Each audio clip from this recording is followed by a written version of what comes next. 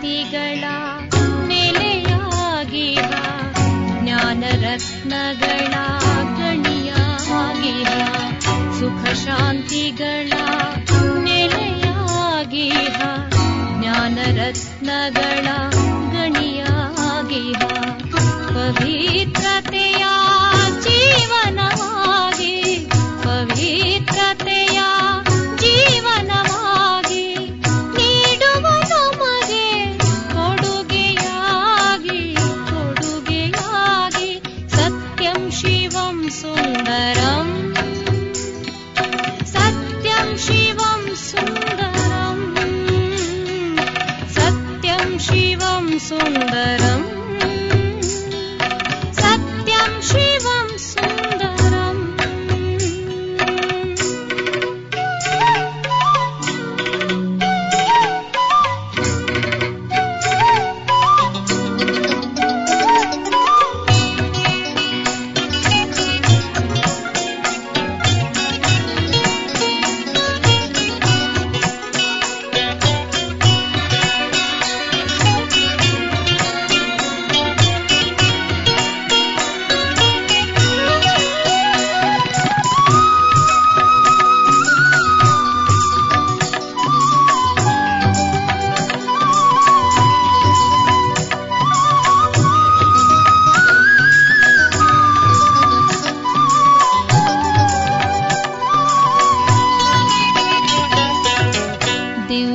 ಗುಣಗಳ ಧಾರಣೆ ಮಾಡಿಸಿ ಗತಿ ಸದ್ಗತಿಯ ದಾರಿ ತೋರಿಸಿ ದಿವ್ಯ ಗುಣಗಳ ಧಾರಣೆ ಮಾಡಿಸಿ ಗತಿ ಸದ್ಗತಿಯ ದಾರಿ ತೋರಿಸಿ ಕಡಲಿನ ಕವಡೆಯ ರತ್ನವ ಮಾಡುವ ಕಡಲಿನ ಕವಡೆಯ ರತ್ನವ ಮಾಡುವ ಕಲಿಸುವ मन्मनाभव मन्मनाभव सत्यं शिवं सुन्दरम्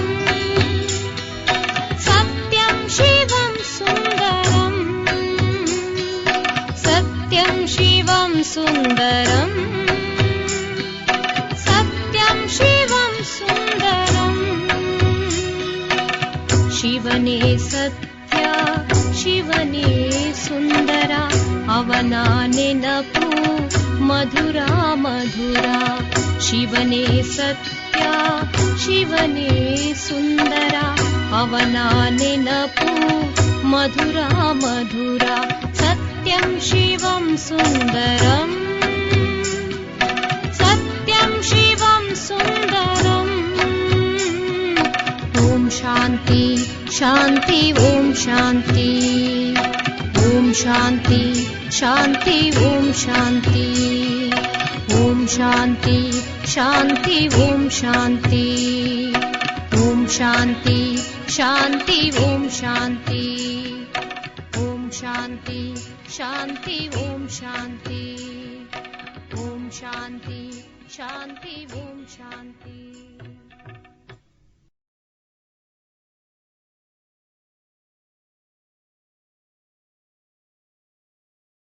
ಓಂ ಶಾಂತಿ. ಇಂದಿನ ದಿನಾಂಕ 3/7/2025. ಪ್ರಾರ್ಥ ಮುರುಳಿ ಬಾಪ್ತಾದ ಮಧುಬನ. ಮಧುರ ಮಕ್ಕಳೇ, ಈ ಬೇಅದ್ದಿನ ನಾಟಕದಲ್ಲಿ ನೀವು ವಿಚಿತ್ರ ಪಾತ್ರಧಾರಿಗಳಾಗಿದ್ದೀರಿ. ಇದು ಅನಾದಿ ನಾಟಕವಾಗಿದೆ. ಇದರಲ್ಲಿ ಸ್ವಲ್ಪವೂ ಬದಲಾವಣೆಯಾಗಲು ಸಾಧ್ಯವಿಲ್ಲ. ಪ್ರಶ್ನೆ: ಬುದ್ಧಿವಂತ ದುರಂದೇಶಿ ಮಕ್ಕಳೇ ಯಾವ ಗುಹ್ಯ ರಹಸ್ಯವನ್ನು ಅರಿತುಕೊಳ್ಳುತ್ತಾರೆ? ಉತ್ತರ: ಮೂಲವತನದಿಂದ ಹಿಡಿದು ಇಡೀ ನಾಟಕದ ಆದಿ ಮಧ್ಯ ಅಂತ್ಯದ ರಹಸ್ಯವನ್ನು ದುರಂದೇಶಿ ಮಕ್ಕಳೇ ಅರಿತುಕೊಳ್ಳುತ್ತಾರೆ. ಬೀಜ ಮತ್ತು ವೃಕ್ಷದ ಸಂಪೂರ್ಣ ಜ್ಞಾನವು ಅವರ ಬುದ್ಧಿಯಲ್ಲಿರುತ್ತದೆ. ಅವರೇ ಅರಿತುಕೊಳ್ಳುತ್ತಾರೆ. ಬೇಹದ್ದಿನ ನಾಟಕದಲ್ಲಿ ಆತ್ಮರೂಪಿ ನಟ ಈ ಉಡುಪನ್ನು ಧರಿಸಿ ಪಾತ್ರವನ್ನು ಅಭಿನಯಿಸುತ್ತಿದೆ. ಇದು ಇಡೀ ಪಾತ್ರವನ್ನು ಅಭಿನಯಿಸಬೇಕಾಗಿದೆ. ಯಾವುದೇ ಪಾತ್ರಧಾರಿಯು ಮಧ್ಯದಲ್ಲಿಯೇ ಹಿಂತಿರುಗಿ ಹೋಗಲು ಸಾಧ್ಯವಿಲ್ಲ. ಗೀತೆ: ನೀನು ರಾತ್ರಿಯನ್ನು ಮಲಗುತ್ತಾ ಕಳೆದು ಹಗಲನ್ನು ತಿನ್ನುತ್ತಾ ಕಳೆದೆ. ಓಂ ಶಾಂತಿ. ಈ ಗೀತೆಯನ್ನು ಮಕ್ಕಳು ಕೇಳಿದ್ದೀರಿ. ಇದರಲ್ಲಿ ಕೆಲವು ಶಬ್ದಗಳು ಸರಿಯಾಗಿದೆ, ಇನ್ನು ಕೆಲವು ತಪ್ಪಾಗಿದೆ. ಬಾಯಿಯಿಂದ ಸ್ಮರಣೆ ಮಾಡಲಾಗುವುದಿಲ್ಲ. ದುಃಖವೂ ಸಹ ಅವಶ್ಯವಾಗಿ ಬರಬೇಕಾಗಿದೆ. ದುಃಖವಾದಾಗಲೇ ಸುಖವನ್ನು ಕೊಡಲು ತಂದೆಯು ಬರಬೇಕಾಗುತ್ತದೆ. ಮಧುರಾತಿ ಮಧುರ ಮಕ್ಕಳಿಗೆ ತಿಳಿದಿದೆ. ನಾವೀಗ ಸುಖಧಾಮಕ್ಕಾಗಿ ಓದುತ್ತಿದ್ದೇವೆ. ಶಾಂತಿಧಾಮ ಮತ್ತು ಸುಖಧಾಮ. ಮೊದಲು ಮುಕ್ತಿ, ನಂತರ ಜೀವನ್ ಮುಕ್ತಿ ಇರುತ್ತದೆ. ಶಾಂತಿಧಾಮವು ಮನೆಯಾಗಿದೆ. ಇಲ್ಲಿ ಪಾತ್ರವನ್ನು ಅಭಿನಯಿಸುವುದಿಲ್ಲ.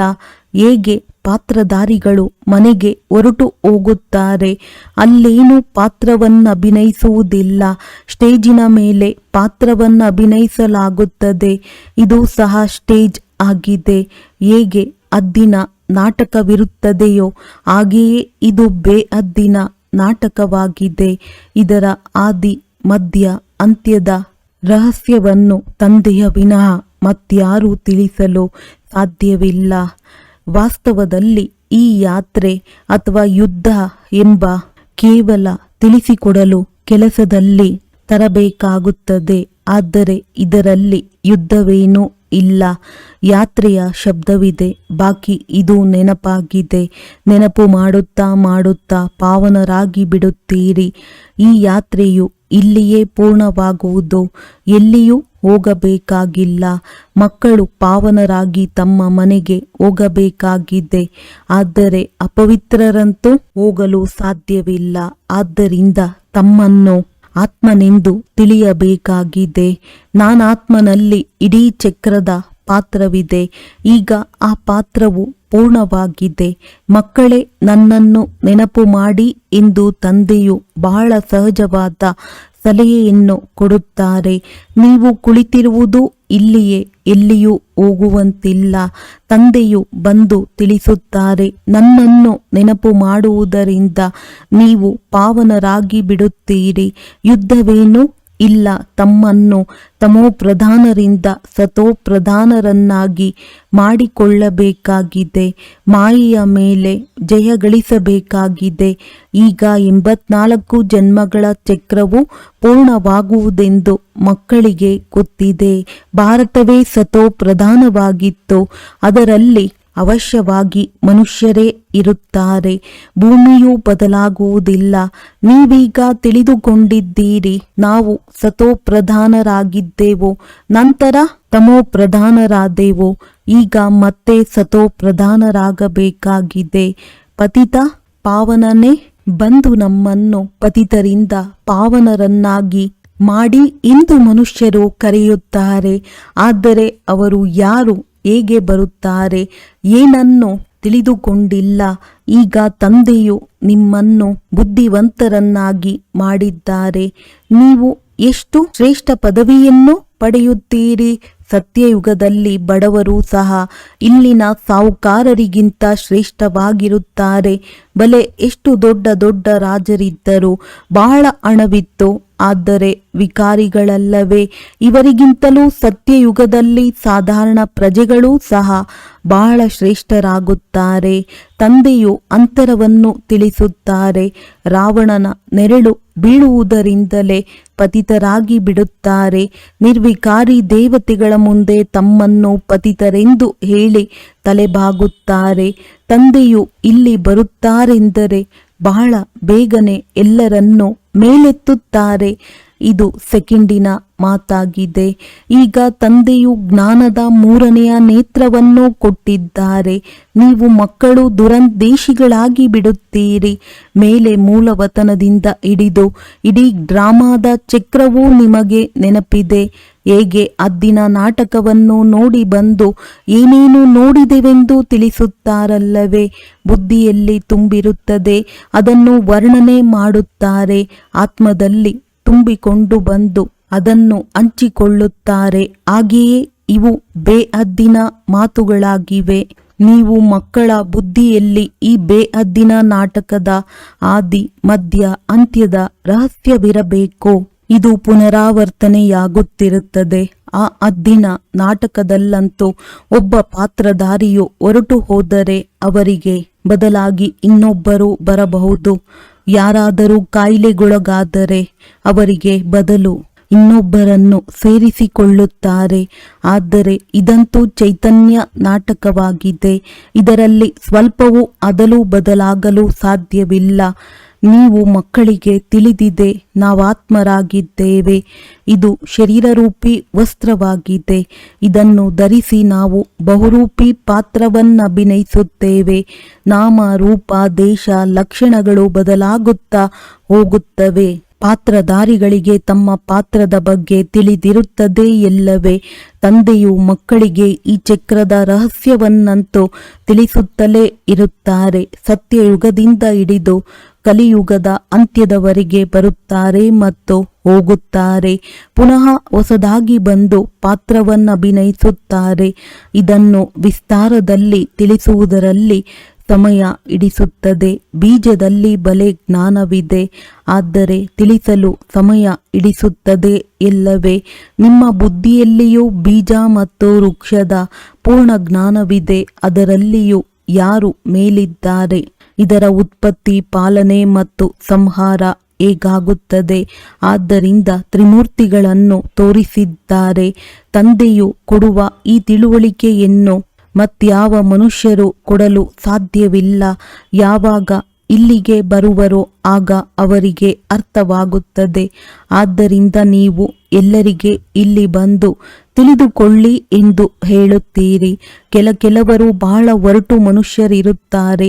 ನಾವೇನು ಕೇಳಬೇಕಾಗಿಲ್ಲ, ನಮಗೆ ಬೇಕಿಲ್ಲವೆಂದು ಹೇಳಿಬಿಡುತ್ತಾರೆ. ಇನ್ನು ಕೆಲವರು ಕೇಳುತ್ತಾರೆ, ಪುಸ್ತಕಗಳನ್ನು ತೆಗೆದುಕೊಳ್ಳುತ್ತಾರೆ. ಕೆಲವರು ತೆಗೆದುಕೊಳ್ಳುವುದಿಲ್ಲ. ನಿಮ್ಮ ಬುದ್ಧಿಯು ಈಗ ವಿಶಾಲ ದುರಂದೇಶಿಯಾಗಿ ಬಿಟ್ಟಿದೆ. ನೀವು 3 ಲೋಕಗಳನ್ನು ತಿಳಿದುಕೊಂಡಿದ್ದೀರಿ. ಮೂಲವತನಕ್ಕೆ ನಿರಾಕಾರಿ ಪ್ರಪಂಚವೆಂದು ಹೇಳಲಾಗುತ್ತದೆ. ಬಾಕಿ ಸೂಕ್ಷ್ಮವತನದ್ದು ಏನೂ ಇಲ್ಲ.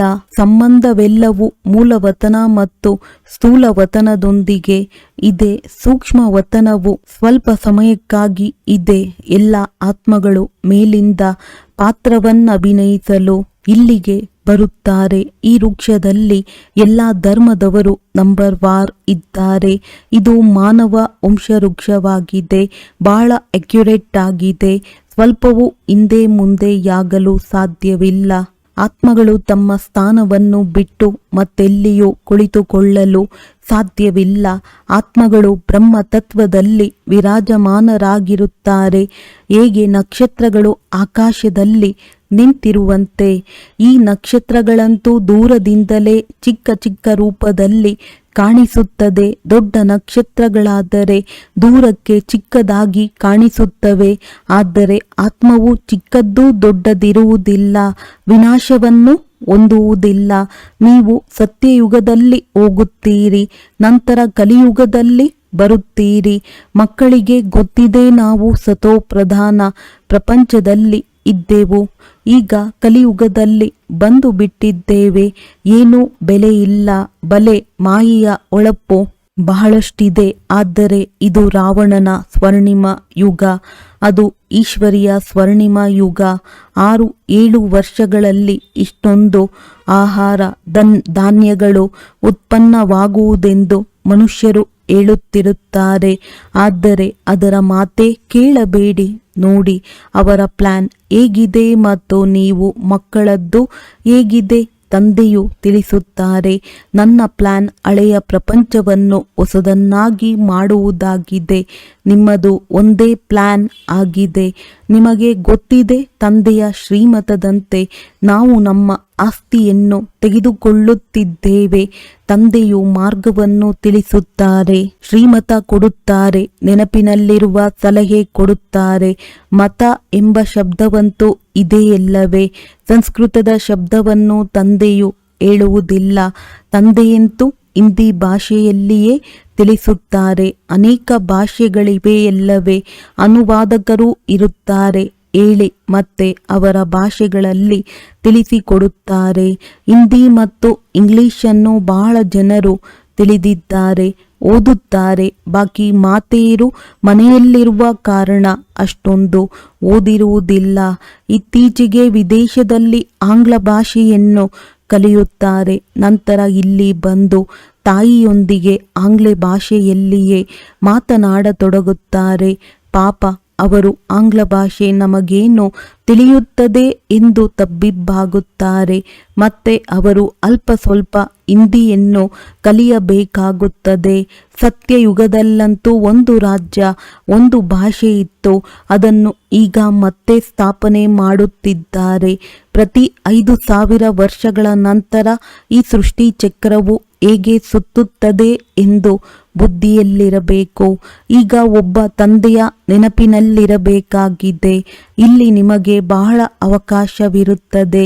ಮುಂಜಾನೆ ಸ್ನಾನ ಇತ್ಯಾದಿಗಳನ್ನು ಮುಗಿಸಿ ಹೊರಗಡೆ ಸುತ್ತಾಡುವುದರಲ್ಲಿ ಬಹಳ ಆನಂದವಾಗುತ್ತದೆ.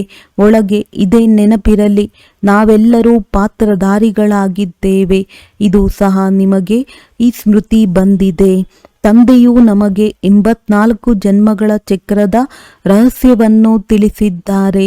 ನಾವು ಸತೋ ಪ್ರಧಾನರಾಗಿದ್ದೆವು. ಇದು ಬಹಳ ಖುಷಿಯ ಮಾತಾಗಿದೆ. ಮನುಷ್ಯರು ತಿರುಗಾಡುತ್ತಾರೆ, ಆದರೆ ಅವರಿಗೇನೂ ಸಂಪಾದನೆ ಇಲ್ಲ. ನೀವಂತೂ ತಿರುಗಾಡುವಾಗಲೂ ಬಹಳ ಸಂಪಾದನೆ ಮಾಡಿಕೊಳ್ಳುತ್ತೀರಿ. ಬುದ್ಧಿಯಲ್ಲಿ ಚಕ್ರವೂ ನೆನಪಿರಲಿ ಮತ್ತು ತಂದೆಯನ್ನು ನೆನಪು ಮಾಡುತ್ತಾ ಇರಿ. ಸಂಪಾದನೆಯನ್ನು ಮಾಡಿಕೊಳ್ಳುವ ಯುಕ್ತಿಗಳನ್ನು ತಂದೆಯು ಬಹಳ ಚೆನ್ನಾಗಿ ತಿಳಿಸುತ್ತಾರೆ. ಯಾವ ಮಕ್ಕಳು ಜ್ಞಾನದ ವಿಚಾರ ಸಾಗರ ಮಂಥನ ಮಾಡುವುದಿಲ್ಲವೋ ಅವರ ಬುದ್ಧಿಯಲ್ಲಿ ಮಾಯೆಯು ಕಿರಿಕಿರಿ ಮಾಡುತ್ತದೆ. ಅವರಿಗೆ ಮಾಯೆಯು ತೊಂದರೆ ಕೊಡುತ್ತದೆ.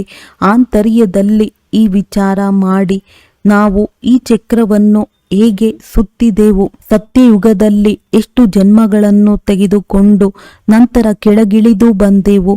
ಈಗ ಮತ್ತೆ ಸತೋ ಪ್ರಧಾನರಾಗಬೇಕಾಗಿದೆ. ತಂದೆಯು ತಿಳಿಸಿದ್ದಾರೆ, ನನ್ನನ್ನು ನೆನಪು ಮಾಡಿದರೆ ಸತೋ ಪ್ರಧಾನರಾಗಿ ಬಿಡುತ್ತೀರಿ. ನಡೆದಾಡುತ್ತಾ ತಿರುಗಾಡುತ್ತಾ ತಂದೆಯ ನೆನಪಿರಲಿ. ಆಗ ಮಾಯೆಯ ಕಿರಿಕಿರಿ ಸಮಾಪ್ತಿಯಾಗುವುದು.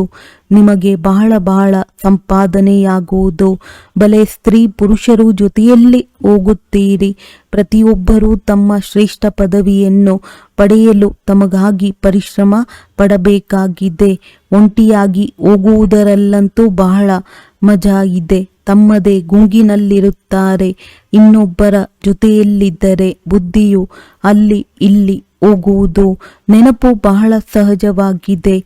ಎಲ್ಲ ಕಡೆ ಉದ್ಯಾನವನಗಳಿವೆ. ಯಾರಾದರೂ ಇಂಜಿನಿಯರ್ ಆಗಿದ್ದರೆ ಇದನ್ನು ಕಟ್ಟಿಸಬೇಕು, ಅದನ್ನು ಕಟ್ಟಿಸಬೇಕೆಂದು ಬುದ್ಧಿಯಲ್ಲಿ ಉಪಾಯಗಳು ಹೊಳೆಯುತ್ತಿರುತ್ತವೆ. ನೀವು ಸಹ ಮನೆಯಲ್ಲಿ ಕುಳಿತಿದ್ದೀರಿ, ಆದರೂ ಬುದ್ಧಿಯು ತಂದೆಯ ಕಡೆ ತೊಡಗಿರಲಿ. ಈ ಹವ್ಯಾಸವನ್ನಿಟ್ಟುಕೊಳ್ಳಿ. ಆಗ ನಿಮ್ಮಲ್ಲಿ ಇದೇ ಚಿಂತನೆಯು ನಡೆಯುತ್ತಿರುವುದು. ಓದಲು ಬೇಕಾಗಿದೆ, ಉದ್ಯೋಗ ವ್ಯವಹಾರಗಳನ್ನು ಮಾಡಬೇಕಾಗಿದೆ. ಮಕ್ಕಳು, ಯುವಕರು, ವೃದ್ಧರು ಎಲ್ಲರೂ ಪಾವನರಾಗಬೇಕಾಗಿದೆ.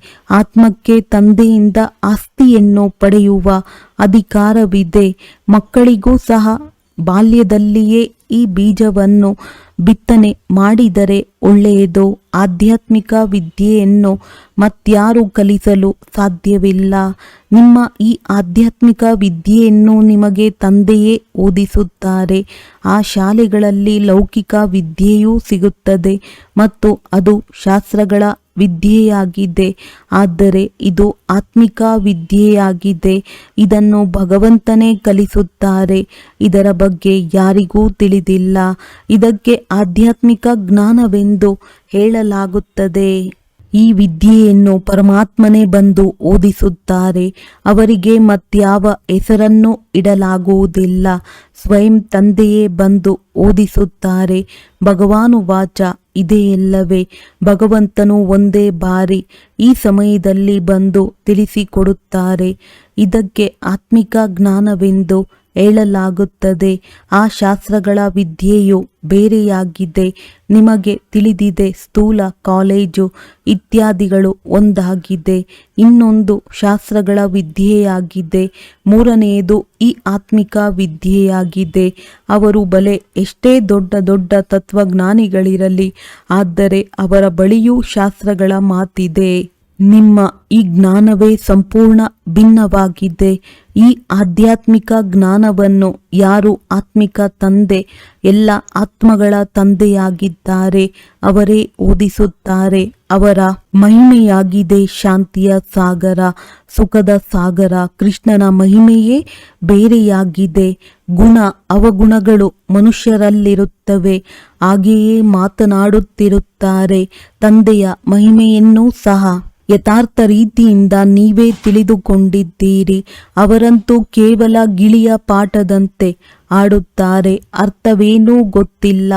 ಆದ್ದರಿಂದ ತಮ್ಮ ಉನ್ನತಿ ಹೇಗೆ ಮಾಡಿಕೊಳ್ಳುವುದೆಂದು ತಂದೆಯು ಮಕ್ಕಳಿಗೆ ಸಲಹೆ ಕೊಡುತ್ತಾರೆ.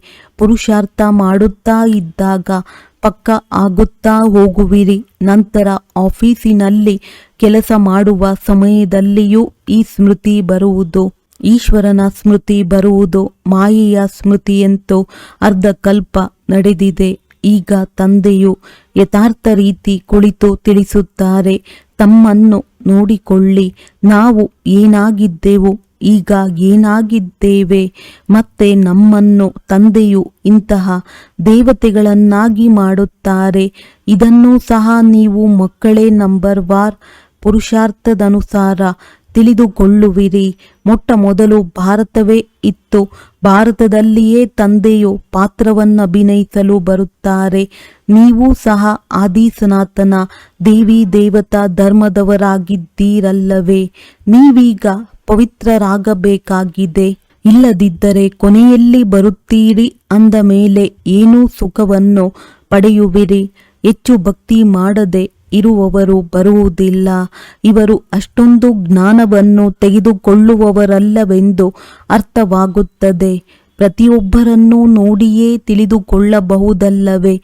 ಬಹಳ ಪರಿಶ್ರಮ ಪಟ್ಟರೂ ಸಹ ಕೆಲವರೇ ವಿರಳ ಬರುತ್ತಾರೆ.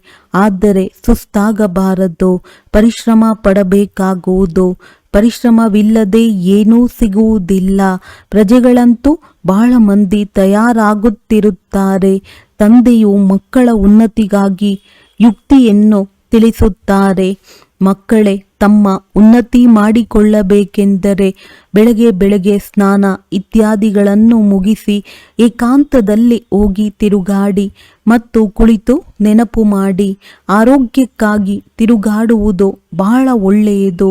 ಓಡಾಡುವಾಗಲೂ ತಂದೆಯ ನೆನಪಿರುವುದು ಮತ್ತು ನಾಟಕದ ರಹಸ್ಯವು ಬುದ್ಧಿಯಲ್ಲಿರುತ್ತದೆ ಅಂದಾಗ ಎಷ್ಟು ಸಂಪಾದನೆ ಇದೆ.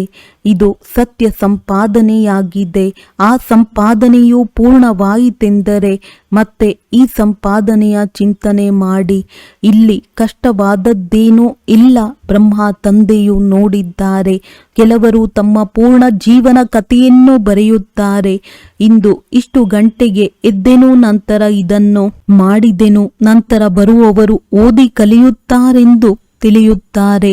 ದೊಡ್ಡ ದೊಡ್ಡ ವ್ಯಕ್ತಿಗಳ ಜೀವನ ಚರಿತ್ರೆಯನ್ನು ಓದುತ್ತಾರಲ್ಲವೇ, ಮಕ್ಕಳಿಗಾಗಿ ಬರೆಯುತ್ತಾರೆ ಮತ್ತು ಮಕ್ಕಳು ಸಹ ಮನೆಯಲ್ಲಿ ಇಂತಹ ಒಳ್ಳೆಯ ಸ್ವಭಾವದವರಾಗುತ್ತಾರೆ. ಈಗ ನೀವು ಮಕ್ಕಳು ಪುರುಷಾರ್ಥ ಮಾಡಿ ಸತೋಪ್ರಧಾನರಾಗಬೇಕಾಗಿದೆ. ಪುನಃ ಸತೋಪ್ರಧಾನ ಪ್ರಪಂಚದ ರಾಜ್ಯವನ್ನು ತೆಗೆದುಕೊಳ್ಳಬೇಕಾಗಿದೆ. ನಿಮಗೆ ತಿಳಿದಿದೆ, ಕಲ್ಪವೂ ರಾಜ್ಯವನ್ನು ತೆಗೆದುಕೊಂಡಿದ್ದೀರಿ ಮತ್ತು ಕಳೆದುಕೊಳ್ಳುವಿರಿ. ಇದೆಲ್ಲವೂ ನಿಮ್ಮ ಬುದ್ಧಿಯಲ್ಲಿದೆ. ಇದು ಹೊಸ ಪ್ರಪಂಚ, ಹೊಸ ಧರ್ಮಕ್ಕಾಗಿ, ಹೊಸ ಜ್ಞಾನಕ್ಕಾಗಿ ಈ ಜ್ಞಾನವಿದೆ. ಆದ್ದರಿಂದ ಮಧುರಾತಿ ಮಧುರ ಮಕ್ಕಳಿಗೆ ಪುನಃ ತಿಳಿಸುತ್ತೇನೆ, ಬೇಗನೆ ಪುರುಷಾರ್ಥ ಮಾಡಿ. ಶರೀರದ ಮೇಲೆ ಯಾವುದೇ ಭರವಸೆ ಇಲ್ಲ. ಇತ್ತೀಚೆಗಂತೂ ಮೃತ್ಯುವು ಬಹಳ ಸಹಜವಾಗಿ ಬಿಟ್ಟಿದೆ. ಅಮರ ಲೋಕದಲ್ಲಿ ಇಂತಹ ಮೃತ್ಯುವೆಂದು ಆಗುವುದಿಲ್ಲ. ಇಲ್ಲಂತೂ ಕುಳಿತಿದಂತೆಯೇ ಶರೀರ ಬಿಡುತ್ತಾರೆ. ಆದ್ದರಿಂದ ತಮ್ಮ ಪುರುಷಾರ್ಥ ಮಾಡುತ್ತಾ ಇರಿ, ಜಮಾ ಮಾಡಿಕೊಳ್ಳುತ್ತಾ ಇರಿ. ಒಳ್ಳೆಯದು. ಮಧುರಾತಿ ಮಧುರ ಅಗಲಿ ಮರಳಿ ಸಿಕ್ಕಿರುವ ಮಕ್ಕಳ ಪ್ರತಿ ಮಾತ್ಪಿತಾ ಬಾಪ್ ತಾದಾರವರ ನೆನಪು, ಪ್ರೀತಿ ಹಾಗೂ ಸುಪ್ರಭಾತ. ಆತ್ಮೀಯ ಮಕ್ಕಳಿಗೆ ಆತ್ಮೀಯ ತಂದೆಯ ನಮಸ್ತೆ. ಧಾರಣೆಗಾಗಿ ಮುಖ್ಯ ಸಾರ: ಬುದ್ಧಿಯನ್ನು ಜ್ಞಾನ ಚಿಂತನೆಯಲ್ಲಿ ಬ್ಯುಸಿಯಾಗಿಟ್ಟುಕೊಳ್ಳುವ ಹವ್ಯಾಸ ಮಾಡಿಕೊಳ್ಳಬೇಕಾಗಿದೆ. ಸಮಯ ಸಿಕ್ಕಿದಾಗ ಏಕಾಂತದಲ್ಲಿ ಕುಳಿತು ವಿಚಾರ ಸಾಗರ ಮಂಥನ ಮಾಡಬೇಕಾಗಿದೆ. ತಂದೆಯನ್ನು ನೆನಪು ಮಾಡಿ ಸತ್ಯ ಸಂಪಾದನೆಯನ್ನು ಜಮಾ ಮಾಡಿಕೊಳ್ಳಬೇಕು.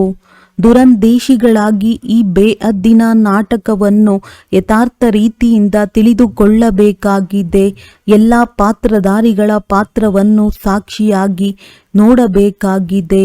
ವರದಾನ: ಮಧುರತೆಯ ವರದಾನದ ಮೂಲಕ ಸದಾ ಮುಂದುವರಿಯುವಂತವರು ಶ್ರೇಷ್ಠ ಆತ್ಮಭವ. ಮಧುರತೆ ಇಂತಹ ವಿಶೇಷ ಧಾರಣೆಯಾಗಿದೆ. ಯಾವುದು ಕಠಿಣ ಧರಣಿಯನ್ನೂ ಸಹ ಮಧುರವನ್ನಾಗಿ ಮಾಡಿಬಿಡುವುದು. ಯಾರಿಗೆ ಆಗಲಿ 2 ಗಳಿಗೆ ಮಧುರ ದೃಷ್ಟಿ ಕೊಡಿ. ಮಧುರ ಮಾತು ಮಾತನಾಡಿದರೆ ಯಾವುದೇ ಆತ್ಮವನ್ನು ಸದಾ ಕಾಲಕ್ಕಾಗಿ ಸಂಪನ್ನರನ್ನಾಗಿ ಮಾಡಿಬಿಡುವುದು. 2 ಗಳಿಗೆಯ ಮಧುರ ದೃಷ್ಟಿ ಅಥವಾ ಮಾತು ಆ ಆತ್ಮದ ಸೃಷ್ಟಿಯನ್ನು ಬದಲಾಯಿಸಿ ಬಿಡುವುದು. ತಮ್ಮ 2 ಮಧುರ ಮಾತು ಸಹ ಸದಾ ಕಾಲಕ್ಕಾಗಿ ಅವರನ್ನು ಬದಲಾಯಿಸಲು ನಿಮಿತ್ತವಾಗಿ ಬಿಡುವುದು. ಆದ್ದರಿಂದ ಮಧುರತೆಯ ವರದಾನವನ್ನು ಸದಾ ಜೊತೆಯಲ್ಲಿಟ್ಟುಕೊಳ್ಳಿ. ಸದಾ ಮಧುರವಾಗಿರಬೇಕು ಮತ್ತು ಸರ್ವರನ್ನು ಮಧುರರನ್ನಾಗಿ ಮಾಡಬೇಕು. ಸ್ಲೋಗನ್: ಎಲ್ಲ ಪರಿಸ್ಥಿತಿಯಲ್ಲೂ ರಾಜಿಯಾಗಿರಿ, ಆಗ ರಹಸ್ಯಯುಕ್ತರಾಗಿ ಬಿಡುವಿರಿ.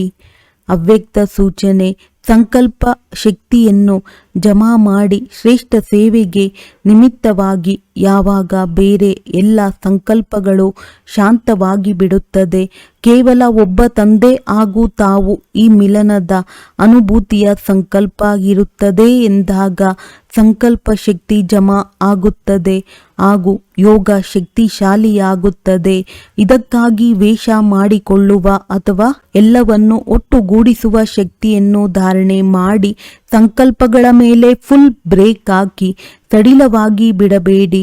ಒಂದು ವೇಳೆ 1 ಸೆಕೆಂಡಿನ ಬದಲಾಗಿ ಜಾಸ್ತಿ ಸಮಯ ಹಿಡಿಸುತ್ತದೆ ಎಂದರೆ ಸಮಾವೇಶ ಮಾಡುವ ಶಕ್ತಿ ಬಲಹೀನವಾಗಿದೆ. ಒಳ್ಳೆಯದು. ಓಂ ಶಾಂತಿ.